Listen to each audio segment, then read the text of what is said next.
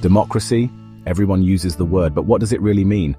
And why is it the most popular form of government in the world today? Ma'am, democracy comes from the Greek word demokratia. Demos means people and kratia means rule. So democracy is simply rule by the people. A good start, Yolanda, but words evolve. Think about computer, originally for calculating sums, now used for music, movies, designing. A word's origin doesn't lock its meaning forever. So we can't just rely on the dictionary. We have to think for ourselves? Exactly. Definitions matter only when there's confusion. People call many different governments democracy. That's why we need to dig deeper.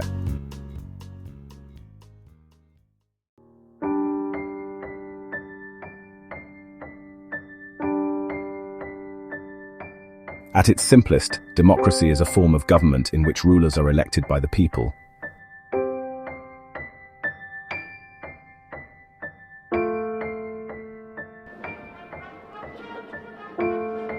But this simple idea isn't enough. If any government holds an election, fair or fake, does that automatically make it a democracy? Not at all. To truly understand democracy, we must ask tough questions. Who are the rulers? Just the top officials or every elected representative? What makes an election truly democratic? Who gets to vote? Can any group be denied the right? Can elected leaders do anything they want? Or must they respect citizens' rights and constitutional limits?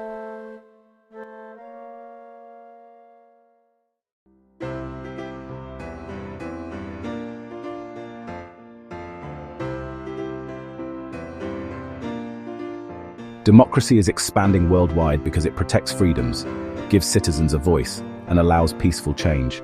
But to keep it real, we must carefully separate true democracies from those that only pretend. Democracy isn't just a word. It's a living idea, one we must define, defend, and practice every day. So what is democracy?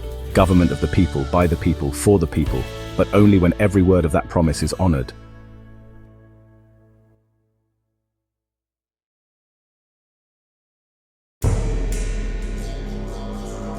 In October 1999, Pakistan's democracy was turned upside down. General Pervez Musharraf staged a military coup, overthrowing an elected government and declaring himself the nation's chief executive.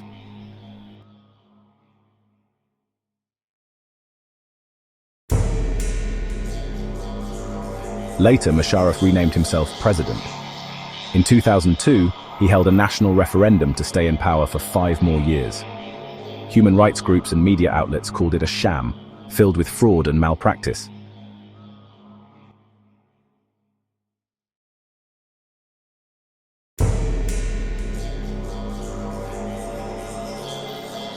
In August 2002, he issued the legal framework order, rewriting Pakistan's constitution.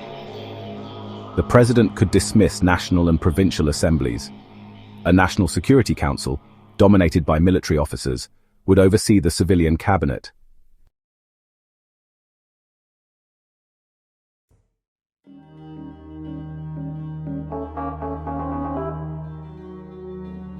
Elections were held, representatives were chosen, and assemblies were formed. But the final power? It stayed firmly with General Musharraf and his military officers.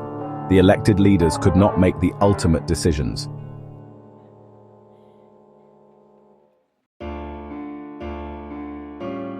True democracy demands one key feature. Final decision-making power must rest with those elected by the people. When unelected forces, whether military generals or external powers, control the real decisions, the system cannot be called a democracy, no matter how many elections are held. Pakistan under General Musharraf reminds us, elections alone don't create democracy. Power must stay where it belongs, with the people and their chosen leaders.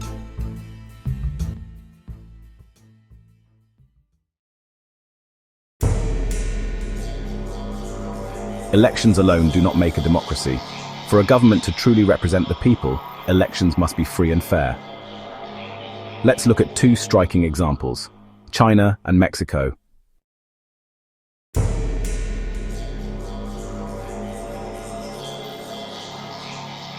In China, parliamentary elections take place every 5 years. The National People's Congress, almost 3,000 members strong, chooses the president. But here's the catch. All candidates must be approved by the Chinese Communist Party. Only members of the Communist Party or its allied 8 parties can contest. The result? Voters can only select from names the party allows. The government is always formed by the Communist Party.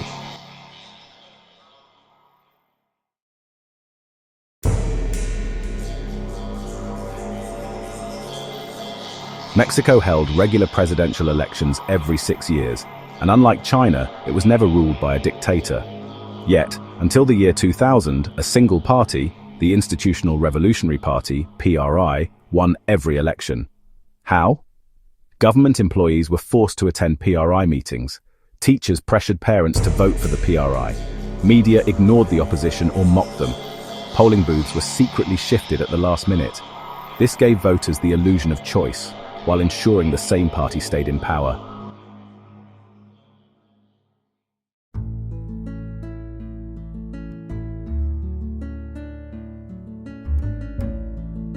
These stories reveal a simple truth. In China, people vote, but only for candidates handpicked by one party. In Mexico, people could vote for others, but no opposition ever truly stood a chance. Elections that don't allow real competition are not democratic.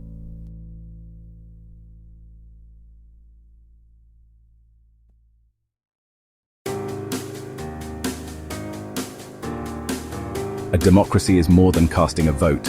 It is the power to choose and to change those in charge. Without a real alternative and a fair chance to win, an election is just a show, not the voice of the people.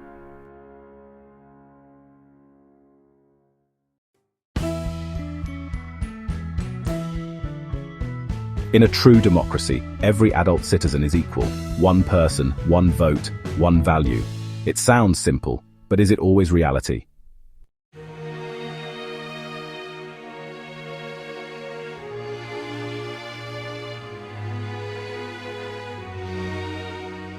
Consider these cases. Saudi Arabia. Until 2015, women had no right to vote. Estonia.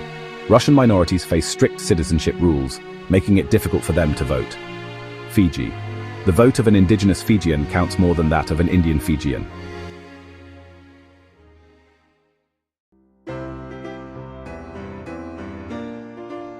Democracy is built on political equality. Every adult citizen must have one vote, each vote carrying the same value. Anything less is not a true democracy.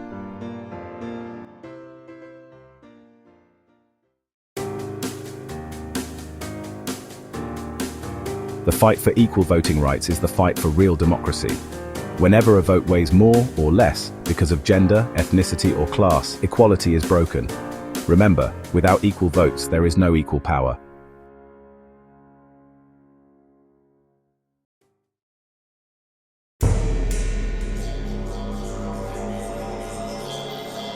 Elections alone do not guarantee democracy. To protect freedom, a government must follow the rule of law and respect the rights of its citizens. Zimbabwe's story shows us why.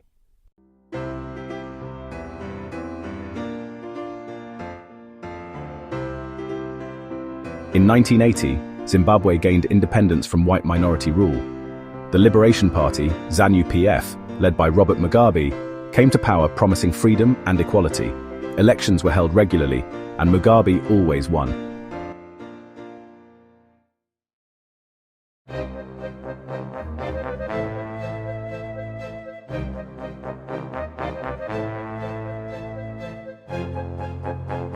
But over time, democracy faded.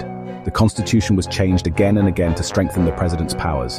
Opposition workers were harassed and meetings disrupted. Protests were declared illegal. TV and radio were state-controlled, airing only the ruling party's version. Independent journalists were threatened. Court rulings against the government were ignored.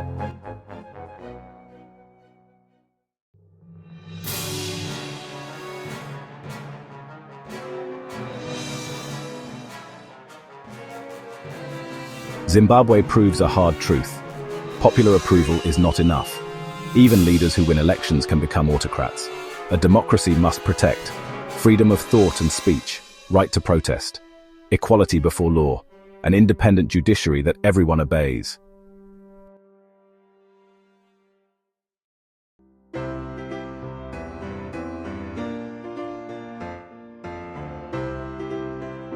A truly democratic government, one rules within constitutional limits.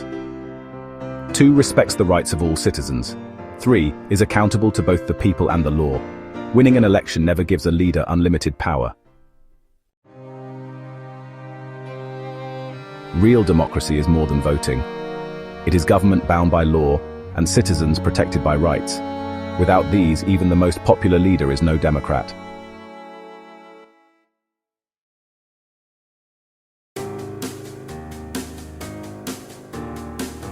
In Madame Lingdo's class, a simple question, is democracy the best form of government, turns into a fiery debate. We live in a democratic country. All over the world, people want democracy. Isn't it obvious that democracy is the best? But Madame said we shouldn't accept something just because everyone does. What if everyone is wrong? 7 decades of democracy and still so much poverty. Democracy brings chaos, corruption, and endless fights. Is poverty because of democracy or despite it? This country needs a strong leader, someone above elections and parliament. One person with all the power to fix corruption. That's dictatorship! What if that leader becomes corrupt? You can't remove a dictator. I mean an honest and sincere leader. You're comparing a real democracy with an ideal dictator. Look at real dictators. They're often corrupt and brutal. I loved your passion, but notice this. You all freely spoke your minds. Would that be possible in a country that isn't democratic?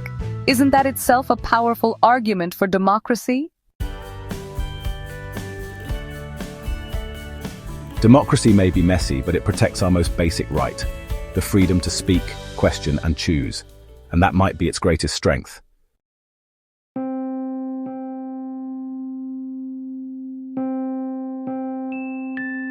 Democracy is celebrated worldwide, but is it truly the best form of government? Let's hear both sides of the argument. Critics raise familiar complaints. 1. Leaders keep changing, causing instability. 2. Endless political competition leaves no space for morality. 3. Consulting so many people delays decisions. 4. Elected leaders may not know what's best, leading to bad choices. 5. Electoral battles breed corruption. 6. Ordinary citizens lack the expertise to decide complex issues.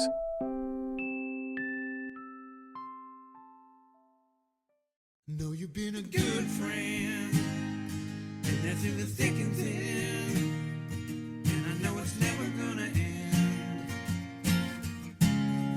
Economists point to history. During China's 1958 famine, nearly 30 million died. India, though equally poor then, avoided such disaster because a free press and opposition parties forced action. No large-scale famine has ever occurred in a functioning democracy. Democracy demands consultation and debate. Yes, it takes time, but it reduces rash decisions and improves the quality of governance.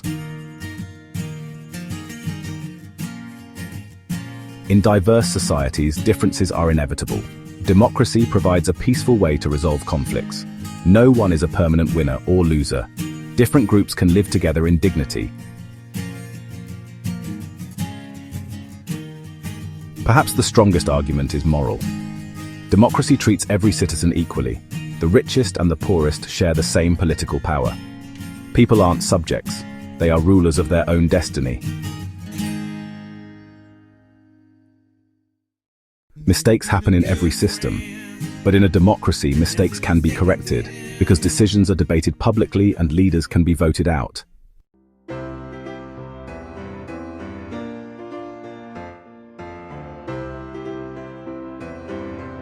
Democracy doesn't solve every problem. It can be slow, messy, even flawed.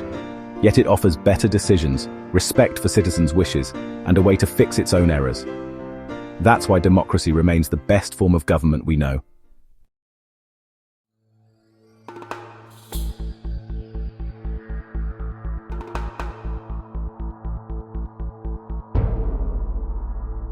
When we say democracy, most of us imagine elections, leaders, and parliaments.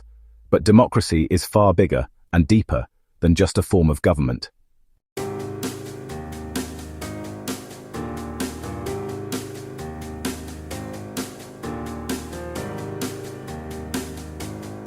Modern democracies are representative. Why? Because it's impossible for millions to gather and decide every issue.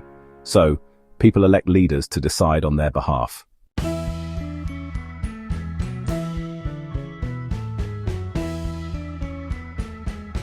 This is the minimal definition. It helps us distinguish democracies from dictatorships, but it doesn't tell us what makes a good democracy. For that, we need a broader lens.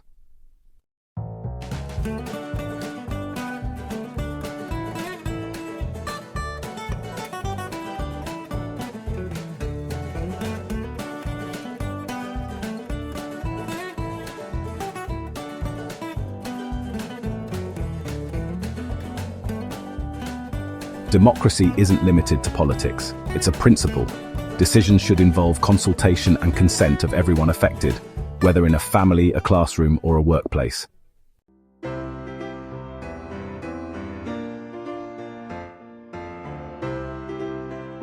Sometimes democracy is an ideal, a goal to strive for. It's not just the right to vote. It means equal access to information, education, and resources, so every citizen can play an equal role in decisions.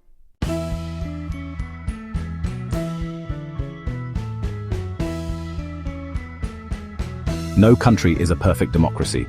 Democracy is a journey, not a finish line. Its strength and weakness lies in us. The fate of democracy depends not just on rulers, but on what we, the citizens, do every day.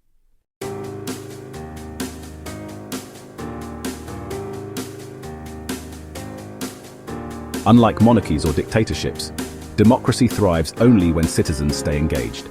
It demands our active participation, questioning, debating, and holding leaders accountable.